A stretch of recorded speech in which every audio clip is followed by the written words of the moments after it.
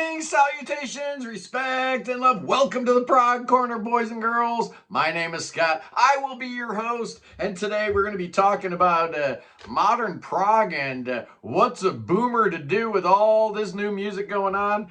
You know and I know that the best music that was ever recorded happened in the 1970s. We all know that. That's a fact. It's an indisputable fact. Or is it undisputable? Oh, whatever. You can't deny that the greatness of the 70s is just unimpeachable. It will never be approached again. The level of public interest in great music, absolutely nothing like we're seeing here today, where people's attention spans are such that, you know, a 15-second TikTok video is where they're getting their music from. And that's a little bit sad, but what's a boomer to do, man? You know how it is. You loved that music when you were a kid, and then you grew up, you got a job, right? You had kids, all that stuff, and music just wasn't as important as it once was in your life. But at some point, you got sick and tired of listening to Close to the Edge for the 4,000th time, and it's like, hey man, maybe it's time to see if there's any good new prog out there. And we've all done it. I'm sure every single person watching this video did that at some point in their life, whether it was in the 90s or the early 2000s. Like, yeah, there's still prog music out there. Let's check it out. I know I did back in the 90s. I was hearing about bands like the Flower Kings and Spock's Beard and Glasshammer, and obviously they really didn't do a whole lot for me. But then I heard a band in 2001, I think I heard it. Yeah, it's going to be my first selection, but we're going to talk a little bit about why this is important and why this matters, man. Why do we care about modern prog rock? We absolutely care about modern prog rock because, like I said, you can't listen to your same old dusty, crusty records forever, man. There's a lot of great music out there. There's a lot of great bands out there, and I just want to spotlight some of the greatness in case you missed it. So consider this a boomer's guide to modern prog rock. And I'm just going to be talking about a few bands that I really love, and maybe consider it like a starter pack for you if you're just now trying to get back into the prog after, 20, 30, 40-year hiatus from it. My inflection point, what changed everything for me, was transatlantic. And I know I'm not alone in that. I know a lot of older dudes got away from the prog rock. Me, I got away from it because of two albums, Love Beach and Tormato. I was done, right? I was totally done with the prog. But something about transatlantic just hit me hard. And like I said, I had heard all the bands that made up transatlantic, being a super group. Spock's Beard, I had heard. I liked it. I didn't love it. Yeah, who else? The Flower Kings, again, I liked it. I didn't love it.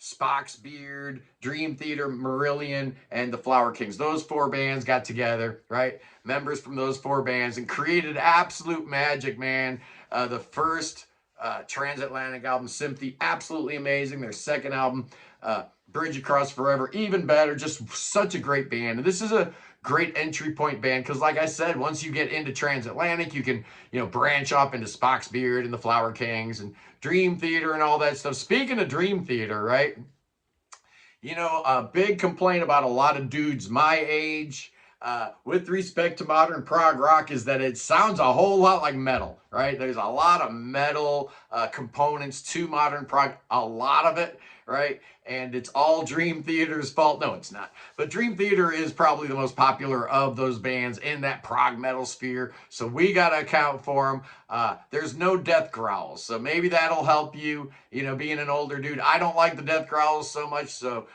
Dream Theater's safe for you. Haken is safe for you. There's 5 Opeth albums that are safe for you with no death growls. But, as time goes on, I'm becoming less and less bothered by them. As long as they're used in an intelligent way, I don't mind too much. In fact, if I ever did a prog album, I'd probably put a couple measures of death growls in there, just because. Why not? Because it's 2025. Yeah, those other bands that made up transatlantic, the Flower Kings, Roy Nostal's group, absolutely critical to the formation of the third wave of prog that really was spearheaded in Scandinavia. with bands like Anecdoten and Anglagard and the Parlin Project and stuff like that. But I want to spotlight Wobbler. We're going to be talking about some Norwegian prog here. And Norway is where a lot of the action is happening right now, and Wobbler is the best of all of them. There are so many great bands coming out of Norway right now. It's absolutely ridiculous. But Wobbler is the best of them. Yeah, they're a little retro. At times they sound like Yes. At times they got that Gentle Giant thing going on. But who cares, man? I do not care when the band is this good and write material this good. Absolutely stunning. And then once you get into Wobbler, then maybe you could check out the Chronicles of Father Robin, the lead singer from Wobbler's little side project that he'd been working on for, I don't know, 30 years and finally saw the light of day. Lars Fredrik Frøsley's got a couple solo albums out. So once you get into Wobbler, you can kind of go in a lot of different directions, and I highly recommend that you do. Yeah, of course, getting back to Transatlantic, another one of those constituent bands that made it up was Marillion. So we need to talk about the UK, because the UK is where prog was perfected. Yeah, progressive music started in the United States. I don't care what anybody says. Of course it did. Of course it did. Frank Zappa, 1966. Come on, man. Give me a break. A year before Sgt. Pepper's, he had Freak Out. So, yeah, you can say that prog is all British. Its finest examples were British, but prog was invented around the world, especially in the U.S. But the UK deserves special mention because obviously 9 out of the my 10 favorite bands of all time are from the UK. So obviously there was something in the water in the late 60s, early 70s going on there. And the level of greatness of UK prog has been a little up and down. There have been some really good bands in the interim, but we've got one band right now that's been going strong for like over 20 years, 30 years now, I think, from the UK. They're actually an international band now, but I'm talking about Big Big Train. The best of the modern UK bands, absolutely.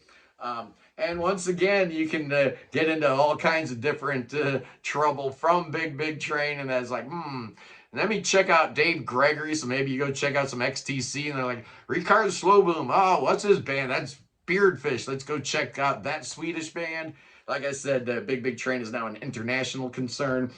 But they started out with their British pastoral stuff and very Genesis-like. So if you like Genesis, if you like XTC, kind of combine them together, you got Big Big Train. Such an amazing band.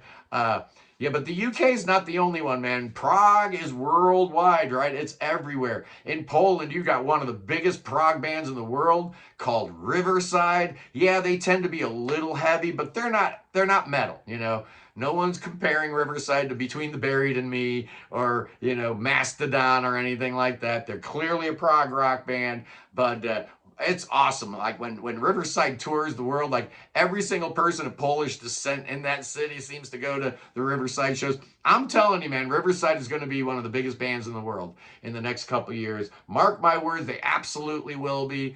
And, you can go around the world and find great prog everywhere, right?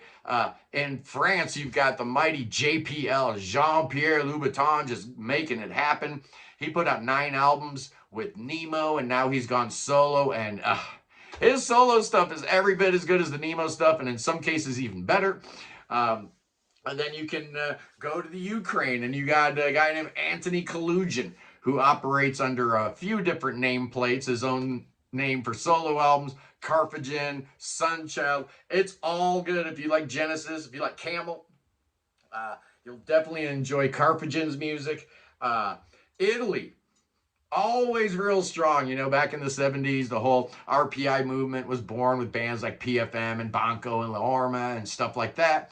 But it's still going super strong, man, with bands like Unreal City and Logos and Il Bacio della Medusa. There is so much greatness going on in Italy today. The Wilson Project, just on and on and on with greatness. But I want to spotlight Logos and their last album, Sadako il mille gru de carte, Sadako and the 1,000 paper cranes. Just an amazing special album.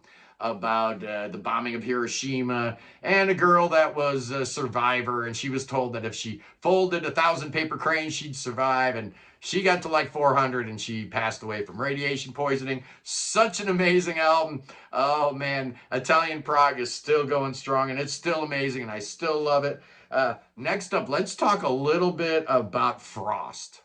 Right? If you're talking about modern prog, Frost is maybe like the poster child, right? They sound so modern and slick. The name of the band is perfect, right? Because their music is ice cold, man. There's very little heart and soul. It's really like clinical and technical. I just love the songwriting though. Every Frost album is really, really cool. And they are kind of like, one of those UK bands that's actually doing music that's interesting, because there's a lot of UK bands out there still doing prog, and a lot of it doesn't sound like prog to me. So I'm not going to steer you wrong, boys and girls. No, sirree, I will not. Speaking of the UK and prog rock in 2025, you can't really go too far without discussing Steven Wilson, who is obviously the #1 prog rock guy in the world today. Obviously started the Porcupine Tree project kind of as a solo thing for him, and then he, turned it into a real band and all that kind of stuff. But his work as a solo artist, absolutely stellar. Just put out a brand new album called The Overview. Just an amazing example of how you bring in some of that 70s aesthetic into the modern times, where you've got 2 songs, 1 on each side. That's just perfect. I love that, man. Albums don't need to be longer than 45 minutes. They really do not. Don't let anybody tell you otherwise. Talking about modern stuff, there's all kinds of like bands that sound super modern, right? That are out there that you could check out, like the Mars Volta or the Deer Hunter. Very, very cool. Coheed and Cambria. Awesome. But there's this movement happening in South London. I guess it's called the windmill scene or whatever. You had Black Midi, who put out 3 albums and then disbanded, but Jordy Greep's still going strong. And then you've got Black Country New Road. Isaac Wood quit, but they're still going with the 3. They got 3 singers now in the band. You got Squid, you got Dry Cleaning, you got Wet Leg, you got Yard Act, you've got Shame. You've got all these bands that are playing in this really cool, it's kind of post-rock, but it's actually really progressive, man. And really, really exciting to see what's happening on that side of the globe, because, we've been kind of swimming in the third wave of prog for a long time, right? Like the first wave was in the 70s. That was like 10 years. And the second wave was in the 80s. That was like 10 years. And now we've got like 35 years of the third wave. And I really think that what's going on there in South London with these guitar bands, these quasi post-rock, quasi prog rock bands, I think that might constitute the 4th wave. We'll see if it, spreads out worldwide, and if other bands start, playing music similar to that. That's when you've got a wave and not just a little glitch. Oh yeah, finally, I want to talk about one more band. You talk about us old timers, us boomers, trying to relive the glory days of the 70s, right? And there's one guy out there that does it better than anybody. He takes all the greatness from the symphonic prog of like the ELP and the Yes, and then buries it in a whole bunch of Canterbury. This dude really into Hatfield in the North and Caravan and bands like that. Of course, I'm talking about Andy Tillison and his band, The Tangent. Oh man, I love The Tangent. He brings in all the goodness of the 70s, but he's also got a real modern ear. He's kind of like a punk rocker playing prog. I love Andy Tillison, man. All 13 Tangent albums are absolutely amazing. And again, once you listen to The Tangent, you've got a lot of different players in that band, so you can kind of go off and check different things out. You've got people from, the Flower Kings, and people from Kaipa, and people from this band, and people from that band. Just an amazing group, and all 13 albums by The Tangent. Highly recommended. There's so much brilliant prog out there. I could go on for hours, right? I could talk for hours about how much great prog is out there. And, how do you find it? It's not really that hard. We've got a thing called the internet now. You've got a thing called YouTube, which you're watching right now. And most of these records, most of these artists, most of these bands, they've got plenty of stuff available to listen to for free on the internet. So you don't have to plunk down your hard-earned cash like you had to back in the 70s, man. All you had to go on was the album title, a couple song titles, and the album cover artwork to make a decision. Now you can actually listen to most of these records. So you can get a feel for what's what. Once you kind of get like that one or two bands that's like kind of sounded good to you, you just dig in and you start discovering and you start getting into all this buried treasure, because there's like 1,000 prog albums released every year still here in 2025, man. I can't keep up with it all. I try, but you know, you've got various sources. Of course, you've got the Prog Corner. You can always count on me to point you in the right direction for new prog, but you've got, you know, various other YouTubers that are doing a great job. The Prog Report, obviously, Nathan on Shuffle, Rhyme Signatures, Notes Reviews, all the usual suspects talking about prog rock every single day here on YouTube. So that's a great source. Of course, Prog Archives, always a good source for new prog. I look at their yearly charts like probably once a week and see, that's a new record on there. I haven't heard that. And, you know, investigate further.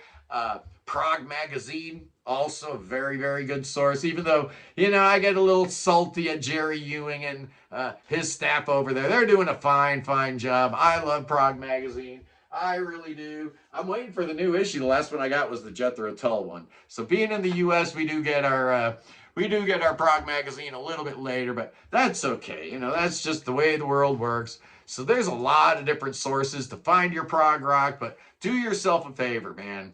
You know, spend a little bit of time, pretend you were 13 again, back when music was everything, right? Remember when you were 13, music was the only thing that really mattered, man. Music mattered more than sports or girls or cars, right? Music was the most important thing in the world, and, you know, I want to get back to that state of mind, because honestly, when you put music first, you're putting the language of heaven front and center in your life, and no bad thing occurs from that. Absolutely, boys and girls. So there you go. There's a quick little boomer's guide to modern prog rock. I don't know if that's helpful to any one of you guys at all, but whatever. Join me Sunday. Oh, yeah. Yeah, the Sunday show. We've got the mommy heads. They're coming on the show. We're going to be talking about progressive pop, so that's going to be awesome. And then starting Monday, it's the return of the son of Clickbait Week. Oh, a whole week full of your favorite histrionics and craziness from your favorite YouTube channel. That's me. That's the Prog Corner. Anyway, guys, I love you. Peace in the Middle East. Free the Ukraine. Free Tibet. Free your mind. Free, what? Free your mind, free Willie. No, don't free Willie. Don't do that, man. This is a family program, man. Don't do that. And you know what else? God save the king. Oh, King Chucky. Oh, that boy needs your saving right now. Bring him to America. Oh, yeah, bring that boy to America right now so we can do some thoughts and prayers for that boy to make sure that cancer don't come back. Oh, no, we don't want that cancer to come back, King Chucky. Absolutely not. We need you. Come to America. We need you so bad. We want, you know, we're looking to get a 51st state and whatnot. Maybe we should be part of the United Kingdom, right? Maybe that would be great. The United Kingdom of Great Britain, Northern Ireland, and the United States. Anyway, boys and girls, I love you. And don't forget, dance with your favorite snakes every day. Oh, yeah. A snake dance a day will keep the doctor away. I love you guys. I'll see you Sunday. Peace.